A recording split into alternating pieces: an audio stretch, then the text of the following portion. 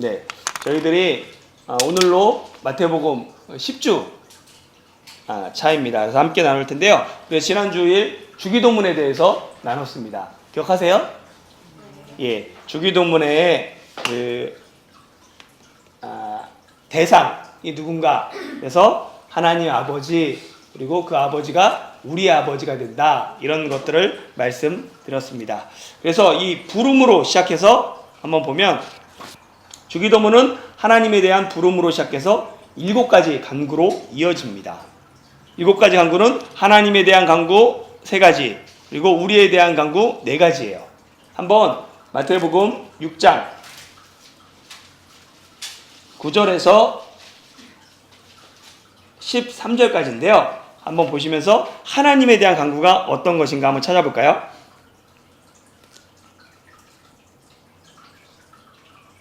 하나님에 대한 간구는 어떤 것 같으세요?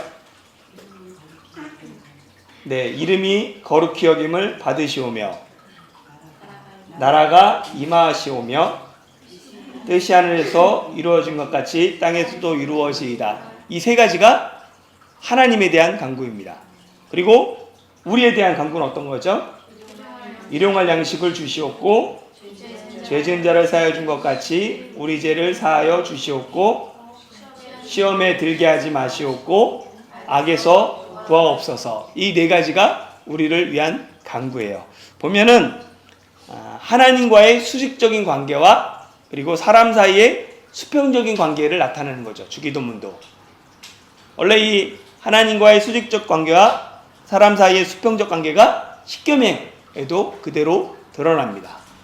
그래서 하나님에 대한 계명, 대신 계명과 대인 계명 1절부터 4절까지 5절에서 10절까지를 나눠져 있죠. 그런데 우선순위는 언제나 어디가 먼저예요? 하나님과의 관계가 우선입니다. 이 십계명이 사실은 십자가랑 똑같죠. 예, 십자가가 서기 위해서는 뭐가 있어야 돼요? 하나님과의 이 수직적 관계가 먼저 굳건하게 서 있어야 되는 거예요. 그래야지 수평적인 관계도 이루어지게 되는 거죠. 그래서 주기도문도 같이 돼 있는 것을 알게 됩니다. 금방 말씀드린 것처럼 하나님에 대한 간구 3가지, 그 다음에 우리에 대한 간구 4가지, 그래서 7가지로 되어 있는 것을 보게 됩니다. 그럼 첫 번째, 하나님에 대한 간구 3가지 중에 첫 번째부터 함께 살펴보겠습니다. 첫 번째는 이름이 거룩히 여김을 받으시오며입니다. 보면은 이걸 정확하게 하기 위해서 제가 지난주에 말씀드렸는데 그 앞에 개역 개정된 그 주기도문에는 뭐의 이름이라고 딱 되어 있어요? 네, 아버지의 이름이 이라고 분명히 되어 있죠. 그러니까 아버지의 이름이 거룩히 여김을 받으시오며입니다. 원래 의미는 보면 성경에서 이름은 그 사람을 대표합니다. 성경의 이름의 뜻들을 보면 아브라함, 열국의 아버지, 사라, 열국의 어미, 이런 식으로 뜻을 대표하죠. 물론 태어날 때 야곱처럼 발꿈치를 잡았다, 이런 식으로 그 의미들이 부여되고 사실 그런 삶을 살아가죠. 계속해서. 마찬가지로 성경에 나오는 모든 이름들은 그 사람을 대표하죠. 예수라는 이름 뜻이 뭐예요? 구원자란 뜻이잖아요. 그러니까 자기 백성을 그들의 죄에서 구원할 자. 그러니까 마찬가지로 이 이름이라는 건 그렇게 중요합니다. 성경에서. 하나님의 이름도 여러 가지가 나오는데 하나님을 대표하는 거죠. 특별히 뭘 대표하냐면 하나님의 성품을 나타내는 거예요. 하나님의 성품 중에 가장 중요한 성품, 기독교에서 뭐라고 그래요? 하나님 어떤 하나님이라고 그래요? 창조의 하나님을 가장 중요시하나요? 하나님 할 때 가장 중요한 게 사랑의 하나님이라고 그러죠. 하나님은 사랑이다 하면서 이게 신구약 성경을 다 합치면 사랑의 하나님, 그래서 기독교의 특징이 뭐냐면 사랑의 종교다라고 얘기를 하는 거잖아요. 그런데 히브리인들에게 있어서, 그러니까 구약 성경만 갖고 있는 유대인들에게 있어서 그들의 사고방식에서 가장 중요한 하나님의 성품은 뭐냐면 뭐 같으세요? 구약성경 하면 어떤 하나님이라 나와요? 하나님이? 창조주 하나님은 사실은 1, 2장에서만 창조주 나오고 가끔 창조주라고 나오고요. 가장 중요한 시브리인의 하나님의 신과는 뭐냐면 거룩이에요. 거룩하신 하나님이라 그러죠. 구약에 보면 하나님에 대한 수식어 중에 제일 많이 나오는 게 거룩입니다. 이 거룩은 원래 뜻이 구분하다, 구분하다, 구별하다, 무겁게 여기다, 중히 여기다 라는 뜻을 갖고 있어요. 그래서 거룩이라고 할 때 뭐냐면 구별되었다는 거예요. 그래서 또 중히 여긴다는 뜻을 갖고 있습니다. 그래서 하나님의 이름이 거룩히 여김을 받으시옵소서 라는 이 기도에는 하나님의 이름과 다른 것들이 구별된다. 하나님의 이름을 중히 여긴다라는 뜻이 있다는 거예요. 이 거룩이라는 말 자체가. 그래서 구별하고 중히 여기겠다라는 의미가 있어요. 그러면 보세요. 안식일을 거룩히 지킨다는 의미가 안식일을 뭐 한다는 거예요? 구별하여 지킨다는 의미잖아요. 그렇잖아요. 그리고 하나님의 이름을 거룩히 여긴다는 것은 하나님의 이름으로 인해 구별된 삶을 산다는 의미이며 또한 하나님의 이름을 다른 어떤 것보다도 중히 여긴다라는 의미가 있다는 거예요. 그러니까 내가 어떻게 하나님의 이름을 거룩히 여김을 받으냐면 내가 구별된 삶 그리고 그것을 가장 귀한 이름으로 생각한다는 거죠. 중히 여긴다는 거죠. 근데 하나님은 이미 어떤 분이세요? 거룩하신 분이에요. 하나님의 이름은 이미 온전하시고 거룩합니다. 거룩이 부족하고 약간 좀 흠이 있고 그런 게 아니잖아, 하나님이. 그러나 온전히 거룩한 하나님의 이름이 하나님의 이름을 사용하는 사람들에 의해 더럽혀질 수 있습니다. 10계명 중에 3계명 너는 내 하나님 여호와의 이름을 망령되이 부르지 말라라고 얘기합니다. 이 망령되이 부르지 말아야 되는 이유가 뭘까요? 하나님의 이름을 부르는 사람들의 망령된 삶이 하나님의 이름을 더럽히기 때문에 그렇습니다. 그러니까 함부로 부르지 말아야 돼요. 왜냐하면 네가 그런 삶을 살아가지 않기 때문에 하나님의 이름이 업신여김을 받기 때문에 그렇죠. 이 3계명의 이 소극적인 명령이 주교도 면에서는 적극적인 명령이 되는 거죠. 내 하나님 여호와의 이름 망령되이 부르지 마라가 하나님의 이름을 거룩히 여김을 받게 해달라고. 이렇게 적극적인 명령으로 바뀌게 됩니다. 그러면 내 삶이 하나님의 이름을 더럽히는가? 아니면 하나님의 이름이 내 삶을 통해서 거룩히 여김을 받게 되는가? 이게 그냥 우리 단순하게 이름이 거룩히 여김을 받으시오며 라고 기도하지만 그 안에는 이런 의미들이 포함되어 있다는 거죠. 하나님, 지금 내 삶이 하나님의 이름을 그 거룩히 여김을 받지 못하게 하는가? 아니면 내 삶을 통하여서 하나님의 이름이 거룩히 여김을 받고 있는가 돌아보게 하게 되는 것이고 그 의미들이 포함하고 있습니다. 민수기 20장 12절하고 잠언 30장 7절에서 9절이 있는데요. 우리 한번 이쪽 처음에 민수기 20장 12절 잠언 그 다음에 30장 7절에서 9절 한번 읽어주시겠어요? 여호와께서 모세와 아론에게 이르시되 너희가 나를 믿지 아니하고 이스라엘 자손의 목전에서 내 거룩함을 나타내지 아니한고로 너희는 이 회중을 내가 그들에게 준 땅으로 인도하여 드리지 못하리라 하시니라.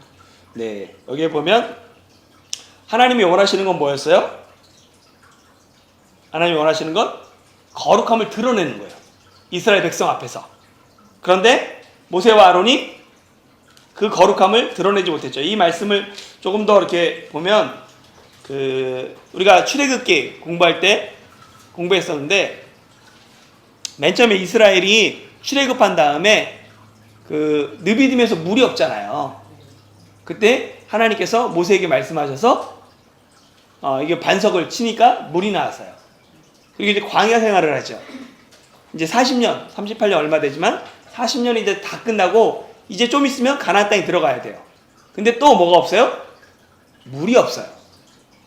그때 하나님께서 모세와 아론에게 뭐라고 그러냐면 네가 반석에게 명하여 물을 내라 라고 하는데 모세가 어떻게 해요? 화가 나서 반석을 2번 내리치잖아요. 물이 나왔지만 하나님이 그걸 책망하시면서 너 이제 가나안 땅에 못 들어간다. 그런데 그때 뭐라고 그러냐면 하나님이 원하셨던 것은 그러니까 그들의 목전에서 너희는 반석에게 명하여 물을 내라 하라. 그것이 하나님이 원하셨던 거예요. 왜냐하면 하나님께서 원하셨던 것들이 그걸 통해서 하나님이 영광을 받으시기를 원하셨던 거죠. 하나님의 이름이 거룩히 여김을 받는 걸 원하셨던 거예요. 그런데 그것들을 하지 못함으로 말미암아 거룩히 여김을 받지 못하게 되는 거예요. 그래서 가나안 땅에 못 들어가게 되었죠. 잠언 말씀 한번 읽어줄까요? 내가 2가지 일을 주께 구하였사오니 내가 죽기 전에 내게 거절하지 마옵소서. 7절에서 9절. 곧 헛된 것과 거짓말을 내게서 멀리 하옵시며 나를 가난하게도 마옵시고 부하게도 마옵시고 오직 필요한 양식으로 나를 먹이시옵소서. 혹 내가 배불러서 하나님을 모른다 여호와가 누구냐 할까 하오며 혹 내가 가난하여 돌이키더라도 내 하나님의 이름을 욕되게 할까 두려워함이니이다. 예, 이게 아굴의 기도죠. 그래서 아굴이 보면 평생에 2가지를 구하겠다라고 얘기를 해요. 하나는 뭐예요? 헛된 거짓말, 헛된 것과 거짓말을 내게 멀리하옵소서. 그게 하나고 또 하나 뭐예요? 가난하게도 말고 부하게도 마옵소서. 그래서 필요한 양식을 내게 먹이소서. 그 이유가 뭡니까? 내가 배불러서 하나님을 모른다. 여호가 누구냐 할까? 아니면 또 가난하여서 도둑질하고 하나님의 이름을 욕되게 할 것이 두려웠다는 거예요. 그러니까 그 하나님의 이름이 나의 삶을 통해서 욕되게 할 수 있다는 거예요.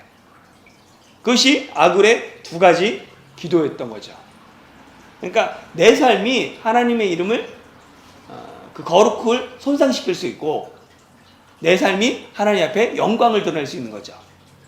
그래서 내 삶이 어떤 삶인가 라고 돌아볼 필요가 있습니다. 사실 이 말씀 때문에 유대인들은 가난한 것을 뭐라고 생각했냐면 하나님의 영광을 드러내지 못한다라고 생각했어요. 그래서 보면 유대인들은 선민사상의 영향으로 자신들이 가난하게 살거나 망하면 하나님의 이름을 업신여김 받는다고 생각합니다. 그래서 유대인들은 서로 적극적으로 도와요. 예, 그 공동체가 저 사람이 잘못 살면 이 우리 유대인 사회가 다 욕먹는 거예요. 그리고 하나님이 욕먹는다 생각해요. 그래서 조합을 만들고 대출을 해주고 그래서 형제들한테는 이자를 안 받습니다. 그 사람들이 고리대금을 했는데도 불구하고 예전에 2차 세계대전 때 왜 유대인들이 그렇게 많이 학살당하냐면 고리대금을 했거든요. 유대인들이. 근데 기독교인들은 고리대금을 하지 못하게 돼 있어요. 법적으로. 그런데 뭐 자기네들 먹고 살기 위해서 그거 하다 보니까 악랄하게 생각했던 거죠. 그런데 자기네들끼리는 안 해요. 유명한 일화들이 있죠. 예전에 유대인들이 대부분 이제 미국 사회에서 그러니까 막 조그만 뭐 세탁소, 그다음에 뭐 슈퍼 이런 것들 막 유대인들이 한단 말이에요. 그런데 한국인들이 들어와서 사실은 뭐 여기서 뭘 했든 거기 가서 만나는 사람들 그 직업을 가졌잖아요. 공항에 나오는 사람 직업을 같이 갔거든요. 그래서 여기서 잘 나가도 맨 처음 옛날에 그랬어요. 그래서 공항에 마중 나온 사람이 세탁소 하면 그다음 그 사람도 세탁소 하는 거예요. 그런 식으로 됐던 거예요. 그래서 이제 근데 대부분 이제 그렇게 하는데 한국인을 이길 수가 없는 거예요. 유대인들이 원래 그 워낙 성실하고 부지런하고 그런데 유대인보다 더 부지런하고 성실한 사람이 한국 사람이에요. 그래서 유대인이 8시부터 6시까지 일하잖아요. 한국 사람은 7시부터 그다음 7시까지 일해요. 더 일하는 거예요. 그리고 자기가 안 되면 뭐예요? 가족들 다 달라붙어서 세탁소하고 그다음에 그 뭐 슈퍼마켓하고 이런 것도 한단 말이에요.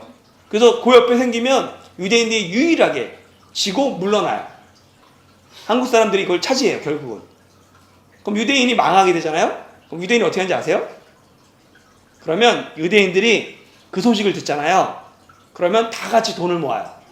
그래서 그 건물을 사요. 이 사람 쫓겨나면. 한국 사람이 잘 되잖아요. 계속 세를 올려요.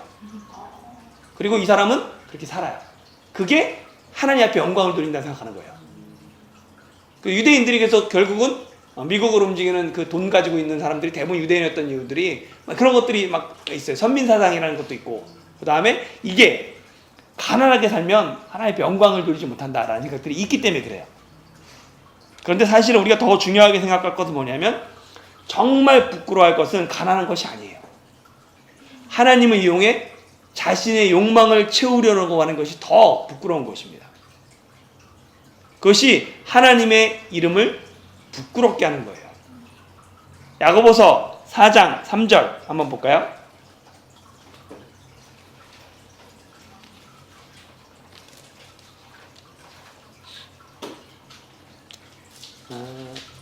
구하여도 받지 못함은 정욕에 쓰려고 잘못 구하기 때문이라.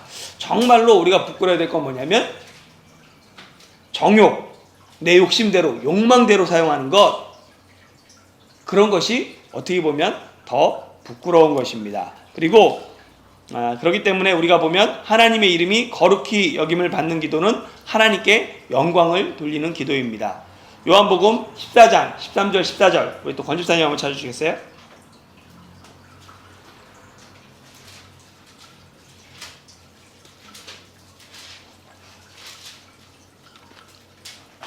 또 내가 들으니 하늘에서 음성이 나서 이르되 기록하라 지금 네, 요한복음, 요한계시록 말고요. 네네, 요한계시록 같은데.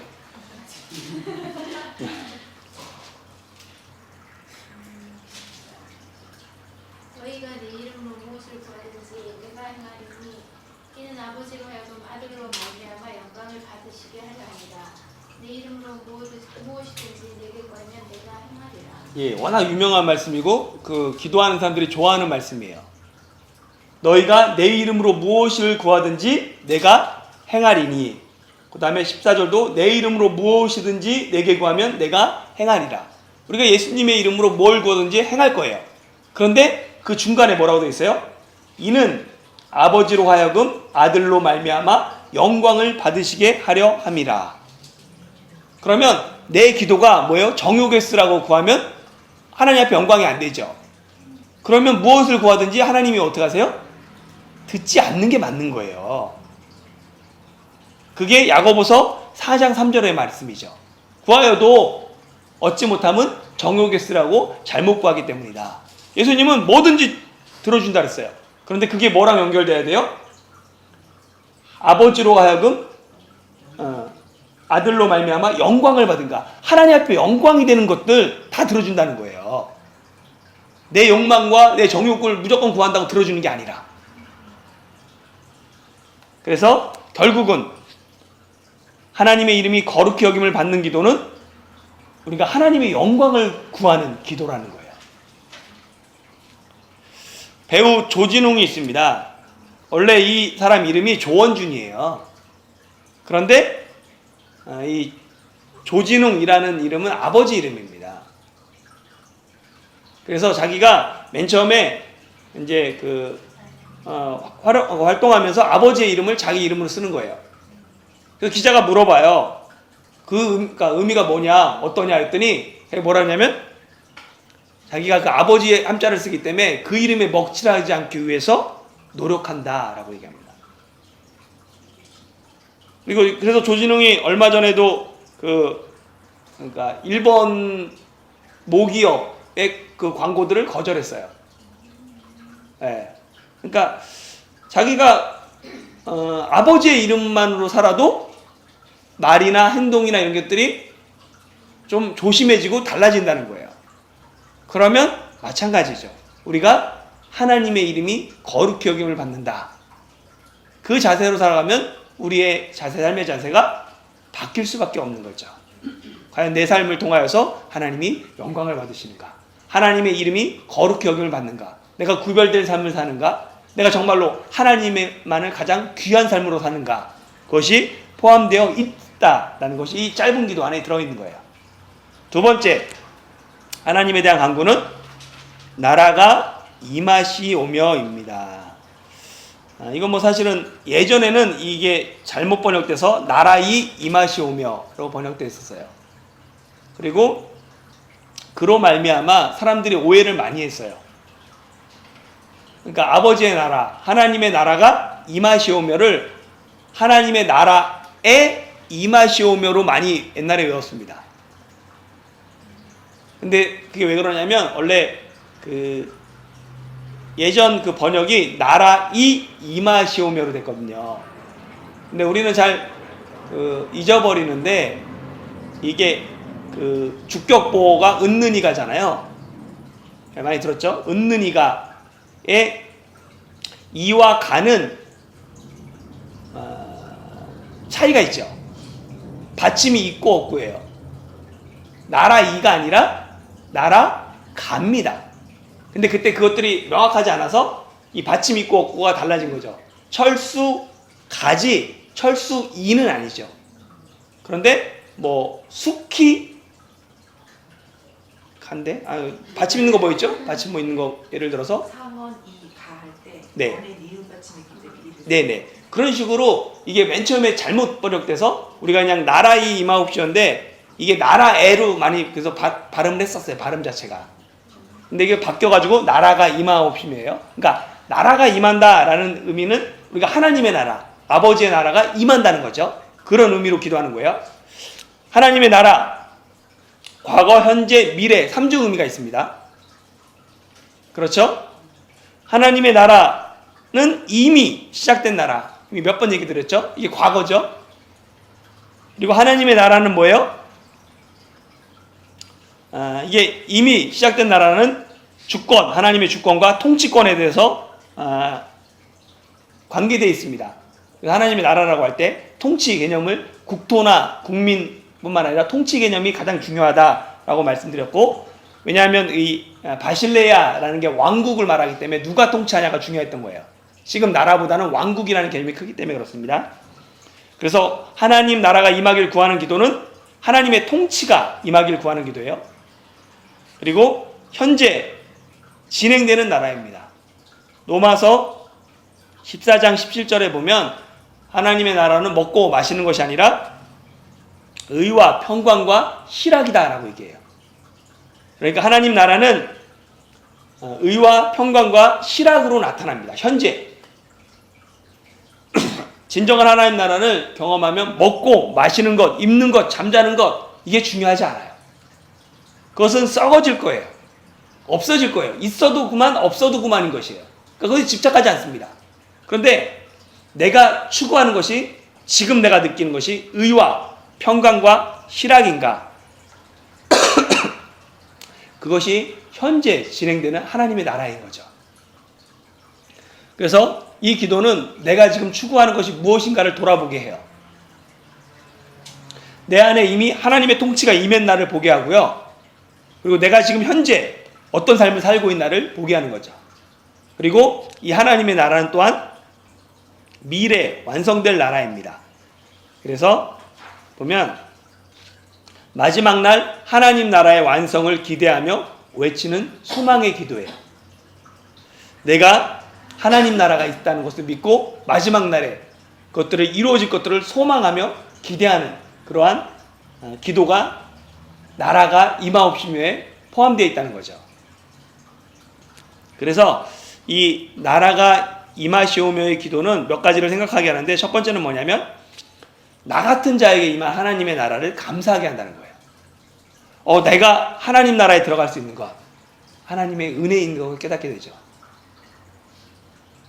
어떻게 나 같은 사람에게 하나님의 은혜가 임했지? 하나님의 다스림이 임했지? 그걸 통해서 감사하게 되고요. 또 하나는 하나님 나라를 위해 헌신하게 합니다. 하나님 나라가 이 땅에 임할 그 미래를 바라보며 헌신하게 하고, 지금 나를 통해서 하나님 나라가 임하고 있나, 이것들을 바라보게 됩니다. 그래서 하나님 나라를 위해 지금 나의 삶을 구별된 삶, 세상의 소금과 빛으로 살게 합니다. 하나님 나라의 제사장으로 세상을 향해 성결한 삶을 살아야 돼요. 출애굽기 28장에 보면 제사장이 입어야 되는 에봇들 쭉 나와요. 제사장의 옷들. 우리가 거룩함으로 입어야 되고 그러는데 거기에 보면 뭐냐면 여호와께 성결이라는 패를 달게 되어 있습니다. 그러니까 제사장에게 구별된 삶이 뭐냐면 성결한 삶이라는 거예요. 거룩한 삶이라는 거예요. 마찬가지로 내가 하나님 나라를 헌신한다면, 하나님 나라가 이 땅에 임하기를 원한다면 내 삶이 거룩한 삶으로, 성결한 삶으로 살아야 된다는 것이죠. 그리고 세 번째는 하나님 나라의 완성을 위해 기도하게 됩니다. 계시록 마지막 22장에 보면 마라나타, 주 예수여 속히 오시옵소서. 그러니까 주님의 재림을 사모하며 기도하게 된다는 거죠. 그러니까 하나님 나라가 과거, 현재, 미래 의미가 있고, 그 의미에 따라서 과거는 뭐예요? 나를 구원하신 하나님 앞에 감사하게 되고, 현재는 뭐예요? 내가 지금 하나님 나라를 위해서 의와 평강과 실학으로 살아가며 거룩한 삶을 살아가게 한다는 거예요. 그리고 마지막, 힘들고 어려워도 하나님 나라가 있음을 소망하며 기도하며 기대하며 살게 된다는 거죠.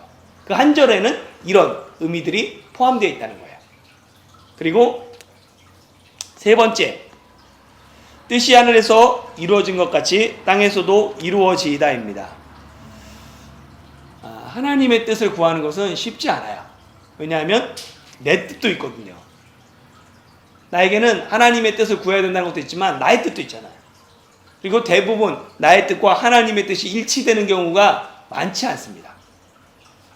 그러다 보니까 하나님의 뜻을 구하는 기도는 어려워요. 이 기도는 그래서 내 뜻을 포기하고 하나님의 뜻에 순종하겠습니다 라는 기도입니다. 예수님의 겟세마네 기도와 같은 기도죠. 나의 원은 있어요. 이 잔이 지나가길 원해요. 마시지 않길 원해요.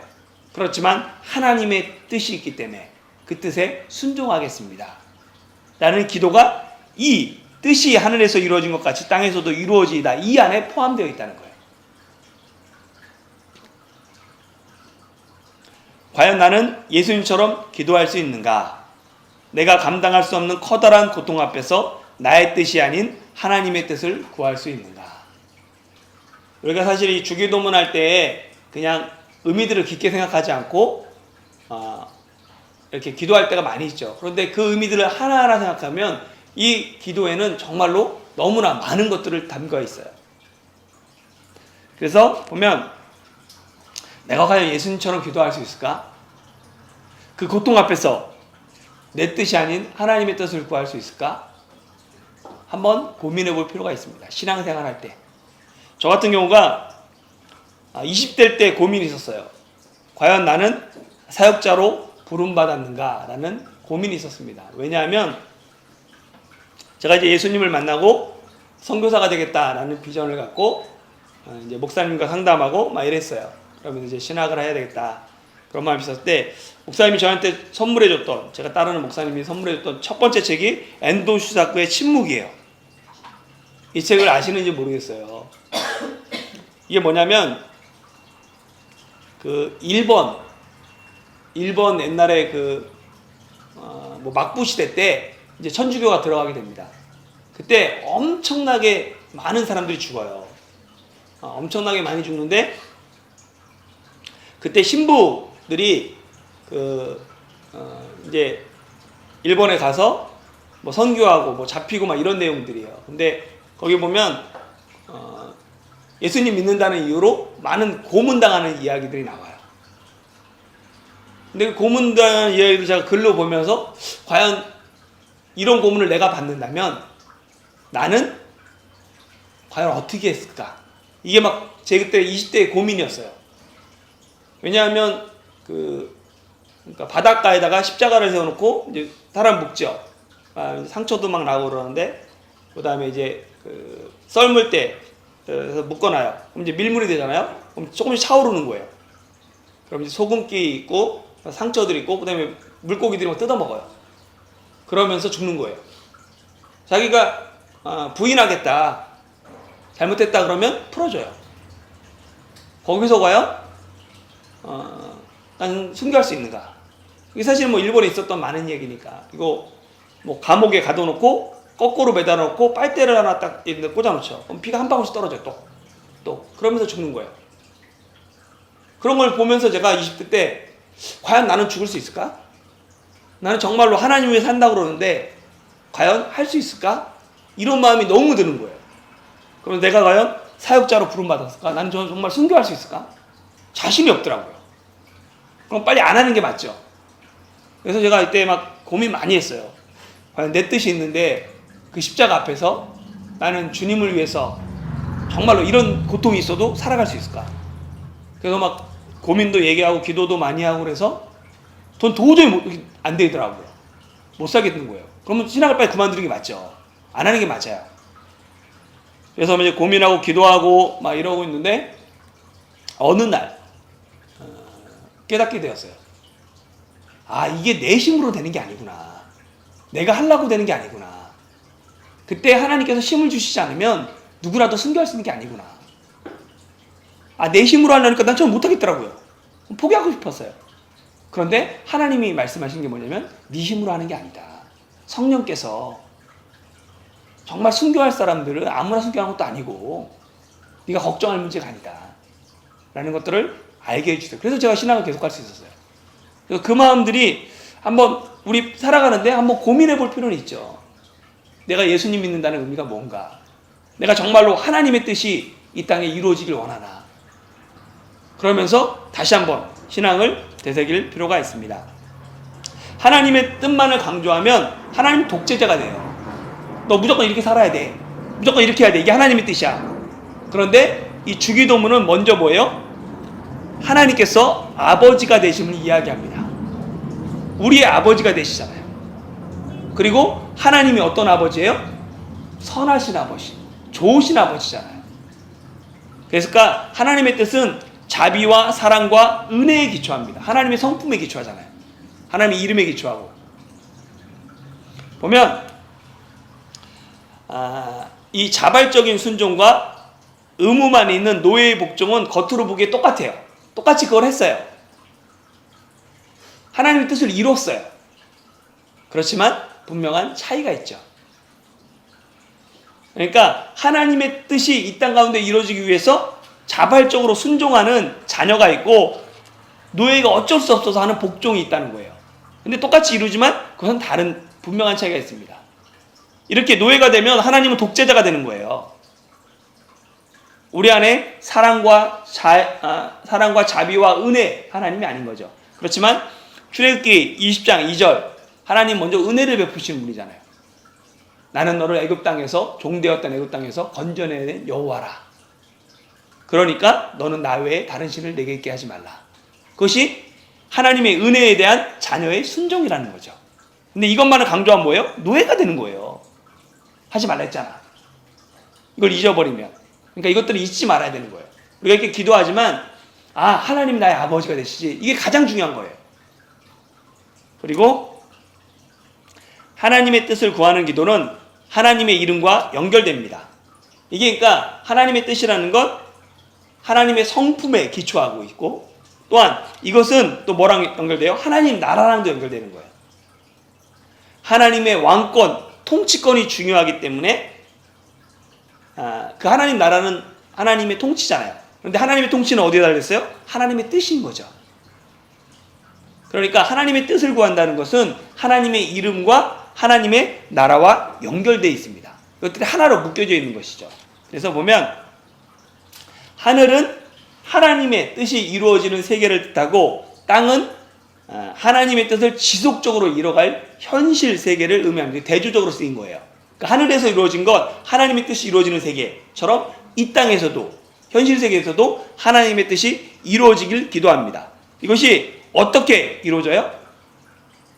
하나님을 믿는 사람들, 우리를 통해서 하나님의 뜻이 이루어져야 되는 것이죠. 성경에 나타나는 하나님의 뜻이 여러 가지 있는데요. 그 중에 몇 가지만 찾아보겠습니다. 그럼 하나님의 뜻이 무엇이냐 했을 때 성경에 기록된 하나님의 뜻은 첫 번째 뭐냐면 믿는 자마다 영생을 얻는 것입니다. 그래서 요한복음 6장 40절, 디모데전서 2장 4절에 보면 하나님의 뜻은 이것이니 뭐 믿는 자마다 영생을 얻는 것이다 라고 얘기해요. 그리고 진리 가운데 자라나는 것이다 하나님의 뜻이다 라고 얘기하죠. 찾아보면 그렇게 나와 있어요. 한번 나중에 표시해 보면, 아니면 우리 여집사님 찾았으니까 한번 읽어주세요. 저는 디모데 전서인데요. 2장 4절 보면 하나님은 모든 사람이 구원을 받으며 진리를 아는 데 이르기를 원하십니다. 네, 디모데전서에 보면 그렇게 나와 있죠. 하나님은 모든 사람이 구원을 받으면 진리를 아는 데 원하시고, 또 요한복음 6장 40절도 마찬가지예요. 한번 알아두면 읽어주세요. 하나님은 모든 사람이 구원을 받으며 진리를 아는 데 이르기를 원하십니다. 그게 디모데전서 2장 4절인데, 네, 하여튼 뭐 그래요. 내 네. 아버지의 뜻은 아들을 보고 믿는 자마다 영생을 얻는 이것이니 마지막 날에 내가 이를 다시 살리리라 하십니다. 네, 하나님의 뜻은 아들을 믿는 자마다 영생을 얻는 것. 이게 사실은 어떻게 보면 하나님께서 구원의 조건을 하나님의 아들 예수 그리스도를 믿는 것으로 정했어요. 이걸 믿지 않는 사람들은 뭐라고 그래요? 너무 불공평하다라고 얘기를 하죠. 왜 예수님만 믿어야 돼? 예수를 그리스도로 구원자로 믿어야 돼? 야, 이건 너무 말도 안 돼. 이렇게 말하는 사람들이 믿지 않는 사람들이 많아요. 그런데 한번 예전에 한번 말씀드린 적이 있는데, 이 구원의 조건, 이거보다 그래도 모든 구원의 조건은 다 불공평해요. 근데 이거보다 그래도 공평한 조건을 다른 걸 제시할 수 있으면 제시해 보라는 거예요. 예를 들어서 우리가 얘기하잖아요.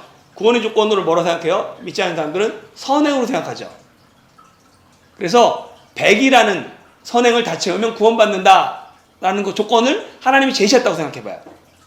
좋은 조건이죠. 많은 선행하면 구원해 줄게. 그러면 100이라는 걸 채워야 돼요. 근데 이 100이라는 걸 채울 때 어떻게 채우냐면, 내가 물에 빠진 사람 구해줬어요. 선행이죠. 내가 길 가던 사람 길을 알려줬어요. 선행이죠. 그럼 똑같이 1로 볼 건가? 아니면 하나는 10으로 볼 건가? 하나는 뭐 1로 볼 건가? 차이가 점이 나잖아요. 똑같이 할 수는 없잖아요. 이 100이라는 걸 채워야 되는데, 어떤 사람은 열심히 살다가 갑자기 뭐 병이 걸려서 99까지 채우고 죽었어요. 그러면 너 100이 안 됐네? 너는 그럼 구원 못 받아. 약간 좀 억울하지 않아요?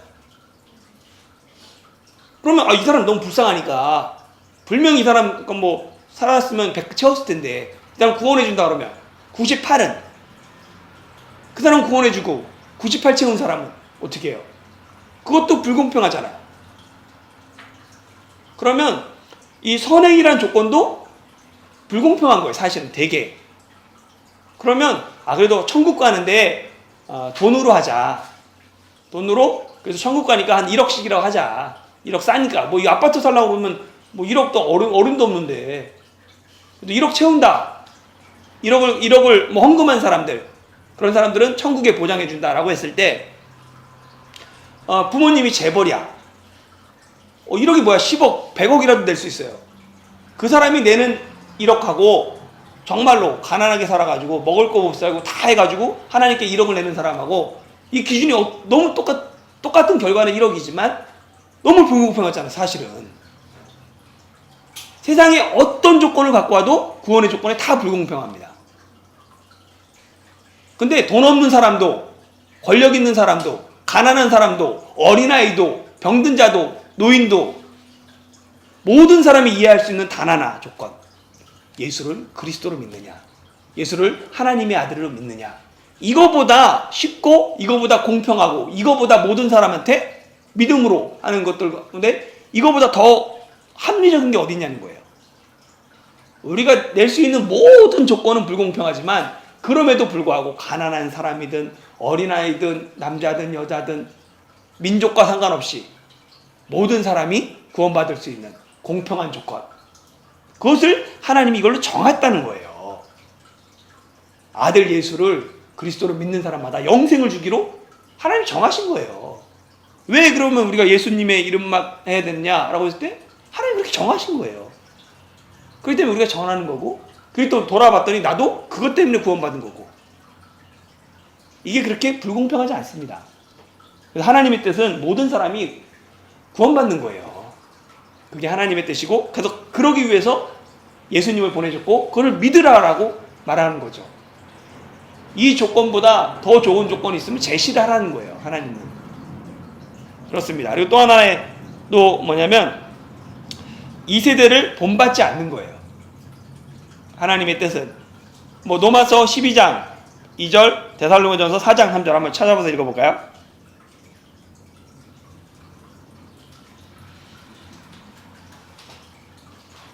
너희는 이 세대를 본받지 말고 오직 마음을 새롭게 함으로 변화를 받아 하나님의 선하시고 기뻐하시고 온전하신 뜻이 무엇인지 판단하도록 하라. 예, 하나님의 뜻은 선하고 온전하고 그렇습니다. 근데 그 뜻이 뭐예요?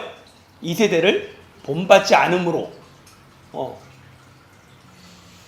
하나님의 뜻을 찾아가는 거죠. 하나님의 뜻은 이 세대를 본받는 게 아니에요. 데살로니가전서 4장 3절. 하나님의 뜻은 이것이니 너희의 거룩함이라 곧 인난을 버리고.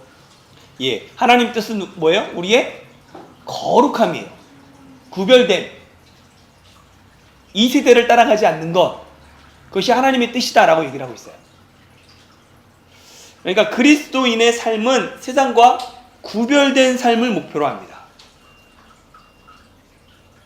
이게 중요해요. 우리의 삶은 세상과 구별된 삶이 하나님의 목표예요. 그런데 많은 사람들이 착각하죠. 그리스도인의 삶의 목표가 이 땅에서 잘 사는 것, 이 땅에서 건강하고 행복하고 잘 살고 하나님 나라 가는 것. 그렇지 않습니다. 이 세상에 동화된 삶이 아니라 세상에 영향력을 미치는 삶, 거룩한 삶이 하나님이 우리에게 향한 하나님의 뜻인 거예요. 세상을 향해 거룩함을 드러내므로 그러다 보면 뭘 받아요? 고난을 받게 됩니다. 예, 그래서 고난을 받는 것이 하나님의 뜻이다라고 베드로전서 3장 17절은 얘기해요. 그냥 고난받는 건 나의 욕망을 채우다가, 나의 욕심을 채우다가 내가 높아지기 위해서 그러다 고난받는 것, 그건 하나님 앞에 뜻이 아니에요. 그런데 하나님의 영광을 구하다가 세상을 향해 거룩함을 드러내다가 고난받는 것, 그것이 하나님의 뜻입니다.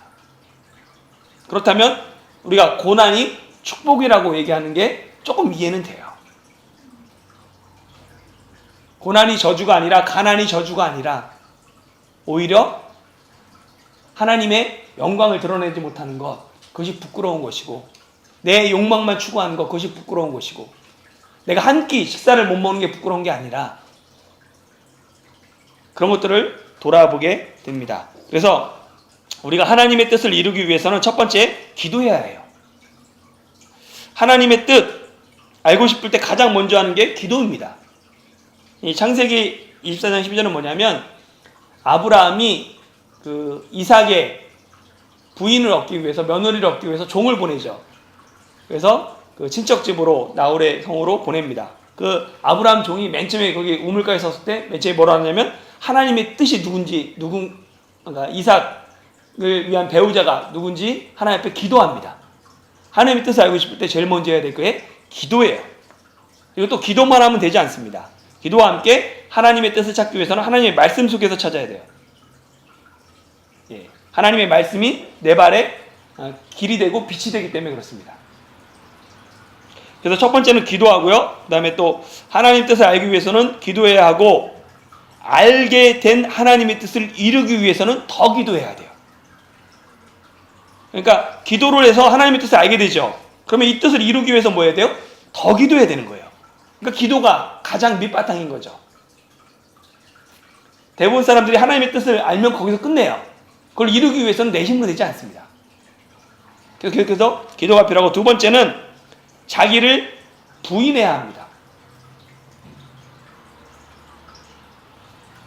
요한복음 6장 38절 한번 누가 읽어주시겠어요? 찾을까요?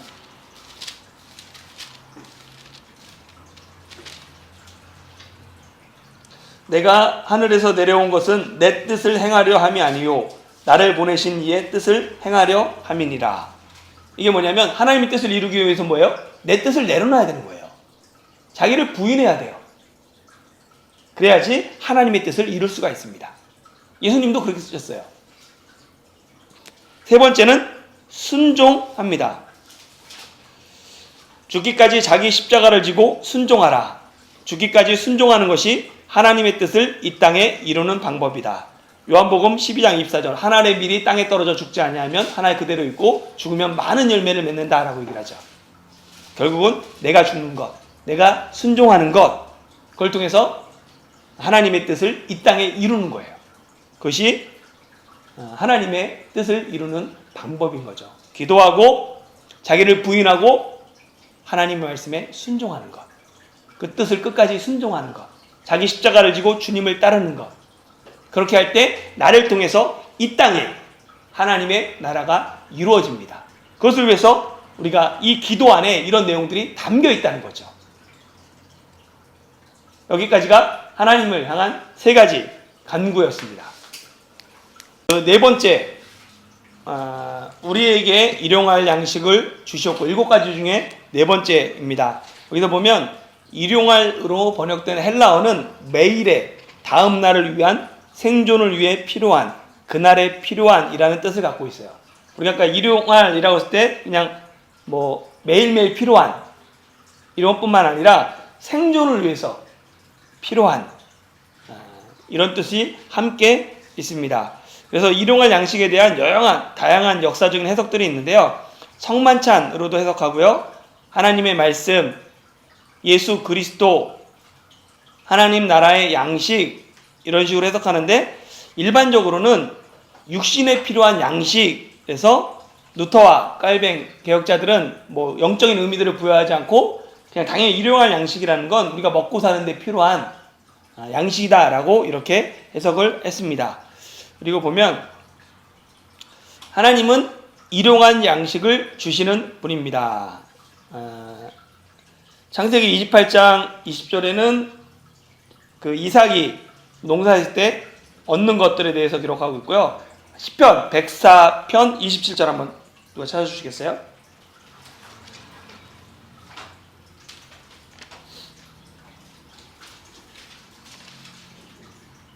이것들은 다 주께서 27절 이것들은 다 주께서 때를 따라 먹을 것을 주시기를 바라나이다. 예, 그래서 모든 동물들이나 이것들을 어떻게 해요? 하나님께서 때를 따라 먹을 것을 주시는 거예요. 그래서 일용할 양식을 주시는 분이죠. 그런데 이 일용할 양식을 주시는 방법이 노동을 통해서입니다. 금방 104편 이런데 23절 한번 읽어볼까요? 금방 읽었던 또 덧붙였어요? 일하며 저녁까지 수고하는도다. 네, 그래서 사람은 나가서 일하면서 저녁까지 수고하도록 하나님께서 그렇게 하셨어요. 마태복음 6장 26절 28절 한번 볼까요?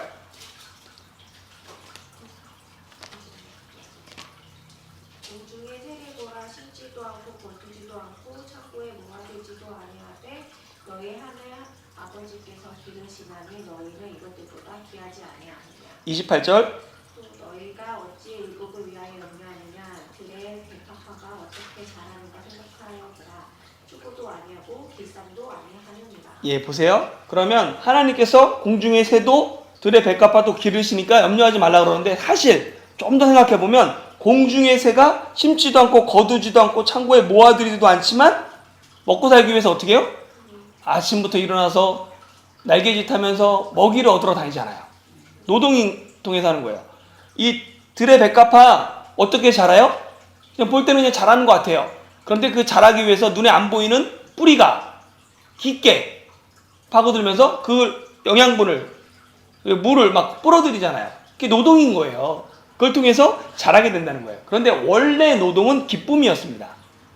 그런데 인간이 죄로 인해서 타락함으로 말미암아 괴로움이 된 거죠. 이게 왜 그러냐면 창세기 2장 한번 볼까요? 2장 3절에 보면 2장과 3장에 보면 하나님이 네. 2장 3절이요? 아니요 2장 5절 여호와 하나님이 땅에 비를 내리지 아니하셨고 땅을 갈 사람도 없었으므로 들에는 추목이 아직 없었고 밭에는 채소가 나지 아니하였습니다. 예, 이게 창조 때인데요. 보세요. 하나님께서 땅에 비를 내리지 아니하셨고 땅을 갈 사람도 없었어요. 사람을 창조하기 전이라는 얘기예요. 그럼 사람을 왜 창조했어요? 땅을 가려고.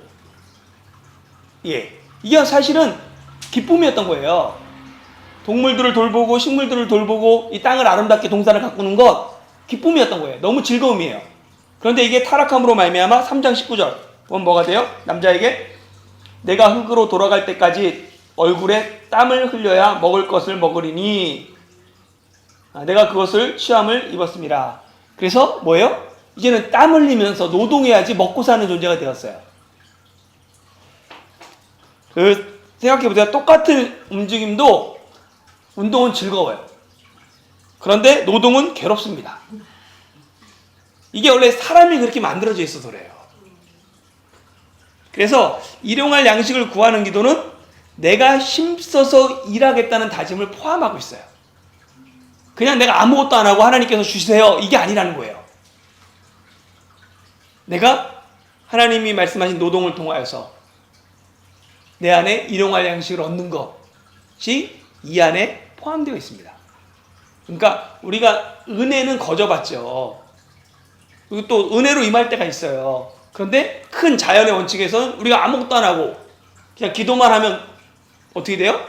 다른 사람을 통해서라도 뭐가 들어줄 수 있지만 하나님이 원하시는 게 때로는 그게 아니라 네가 노동하는 걸 수도 있다는 거죠.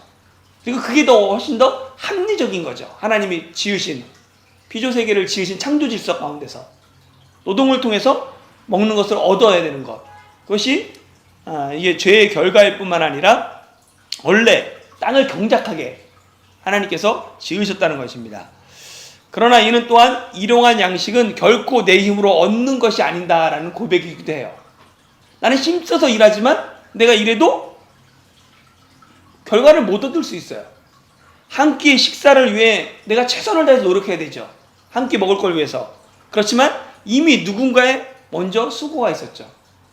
이게 밥상에 올라오기까지 판매하는 사람들이 있었고 상인이 있었고 농부가 씨 뿌리고 또 하는 것이 있었고 그거에 대해서 더 뒷변에 뭐예요? 날씨와 환경, 하나님이 계셨던 거죠.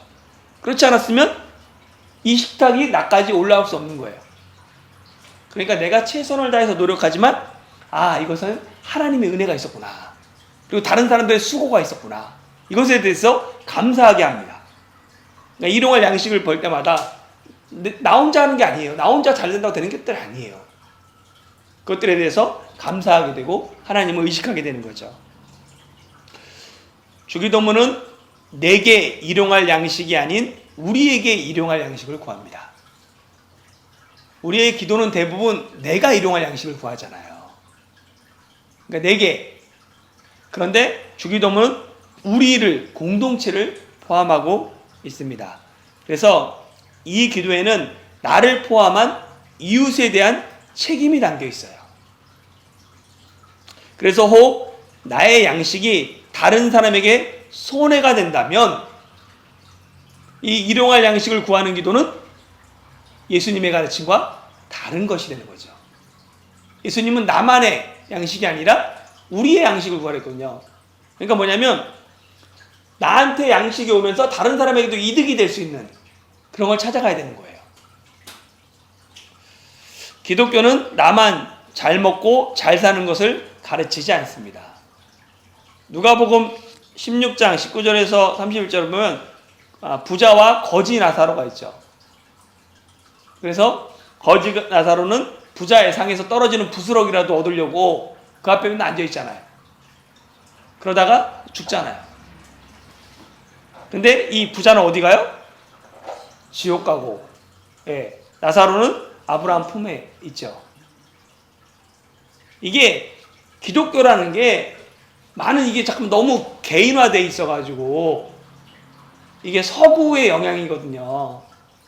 서구의 영향은 나를 중심으로 해요. 근데 동양은 우리라는 사상이잖아요. 그러다 보니까 나만 잘 먹고 잘 살면 된다는 생각이 은연중에 있어요. 이게 서구를 통해서 다시 우리한테 전달됐기 때문에. 아마 동양을 통해서 이렇게 전달됐으면 아마 다른 사상일 거예요. 근데 성경은 뭐냐면 우리에 대해서 생각보다 많이 강조하고 있습니다. 그러니까 이것들을 잘 생각해 봐야 돼요. 왜냐하면 오늘날 전 세계적으로 5초에 한 명의 어린이가 굶어 죽고 있습니다. 하나님은 전 세계 인구 70억이 먹을 수 있는 양을 주세요. 그런데 이 쌀값이 떨어지고 농산물이 떨어지기 위해서 한쪽에서는 그거를 그냥 썩히고 때로는 바다에 버리고 태우고 이래요. 사실은 이걸 풀면은 모든 사람이 다 먹을 수 있지만 자기의 이득이 줄어드는 거예요. 그러니까 이게 뭔가 잘못된 거죠. 사실은. 그래서 우리의 일용할 양식을 구한다는 기도는 이런 것들을 포함하고 있습니다. 내가 더 가지려고 하는 욕심 누구나 다 있어요. 그런데 우분투의 정신이 필요하다라고 했는데, 우분투 아시죠? 이게 뭐냐면 아프리카에서 선교사님이 아이들을 데리고 실험을 하죠. 뭐냐면 이게 뭐 딸기 같은 거를 한 바구니 놔두고 애들 다 불러 모아요. 애들 그냥 놀고 있으니까. 그래서 저기 준비 땅에서 달려가서 1등으로 오는 애한테 다 줄게 하고 애들한테 얘기를 하고 애들이 이제 준비 땅 합니다. 그럼 애들이 어떻게 하냐면 우리나라 사람 같으면 막 빨리 때려서 1등에서 저걸 얻으려고 그러잖아요. 근데 아프리카 애들은 어떻게 하냐면 같이 손잡고 가는 거예요. 손잡고 가서 같이 들어오는 거예요. 너무 선교사가 어이가 없어서 야, 너 1등 하면 다 주는데 왜 그래? 그때 애들이 뭐라 하냐면 우분투라고 얘기합니다. 이게 뭐냐면 우리가 함께 하기 때문에 행복하다는 거예요. 혼자 그걸 나누면 뭐 하냐는 거예요. 그러니까 아프리카 정신에는 그런 정신이 있었던 거죠. 그게 우분투 정신인 거예요. 그러니까 우리 기독교 안에도 이런 정신이 있어야 되는 거죠. 근데 대부분은 우리는 아직 죄인들이기 때문에 이 욕심과 욕망, 더 가지려고 하는 마음들이 있습니다. 그렇지만 우리에게 일용할 양식을 구하라는 건 우리가 이 공동체성을 회복할 필요가 있습니다. 또 하나 생각할 것은 뭐냐면 왜 평생이 아닌 오늘 하루의 양식인가? 한번 대박 나서 그냥 평생의 양식 한 번 해주시면 얼마나 편해요. 우리가 대부분 원하는 게 그거잖아요. 한 번의 양식, 평생에 쓸 양식. 그것도 아니에요. 사실은 우리가 구하는 건 뭐예요? 우리 대대로 쓸 양식. 우리 자녀들이 쓸 양식을 구하죠. 그런데 주님께서 가르쳐준 기도는 뭐냐면 일용할, 하루에 필요한, 그날에 필요한, 그날의 생존을 위해 필요한 그 양식을 구하라는 거예요. 왜 그냥 대박은 좋은데 한 번 구해서 내 평생 먹고 내 자녀들까지 걱정 안 하면 되는데. 하나님은 매일의 양식을 통해 매일 동행하는 삶을 원하십니다. 출애굽 만나를 통해 이스라엘은 매일 하나님은 의지하는 백성으로 훈련시켰어요. 매일 하늘을 바라보는 백성, 매일 하나님을 의지하는 백성, 그게 하나님의 원하시는 거예요. 그리고 하나님이 우리를 훈련시키는 방법인 거죠. 근데 여기에 대해서 사람들이 의심하고 불순종하고 또한 자기 생각으로 뭐예요? 이틀치 갖고 오면 그건 나머지 건 썩었죠. 안식일 전날에는 이틀치가 허용되지만 평일날에는 더 많이 거둔 사람은 썩어서 벌레가 생기고 부끄러움이 당했어요. 그게 하나님이 원하시는 거예요. 매일매일 나랑 교제하고 매일 나를 의지하고 매일 나에게 구하고 내가 너의 하나님이 되는 것, 그것이 처음부터 말했던 하나님의 방법입니다. 인간은 누구나 미래의 불안 때문에 평생의 양식, 로또를 구합니다. 왜 우리가 그 대박을 원하냐면 불안하잖아요. 지금 잘 돼도 내년에 어떻게 될지 모르죠. 그게 인간이에요. 그러나 하나님은 자족을 말씀하세요. 네가 지금 주어진 것 가운데 자족해라 라고 얘기하고, 인생은 공수래 공수고 빈손으로 왔다가 빈손으로 가는 것, 그렇기 때문에 오늘의 삶을 감사하라라고 말씀합니다. 한번 디모데전서 6장 6절에서 8절, 시브리서 13장 5절 한번 읽어볼까요?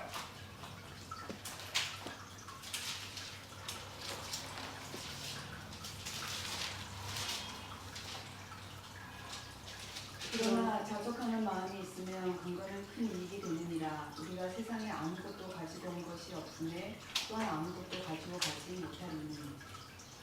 8절까지요. 우리가 먹을 것과 입을 것이 있을즉 족한 줄로 알 것입니다. 예, 자족하는 마음이 신앙생활에 큰 유익이다라고 하는데 뭐예요? 우리가 세상에 아무것도 가지고 온 것이 없잖아요. 가지고 가지도 못할 거라는 거예요.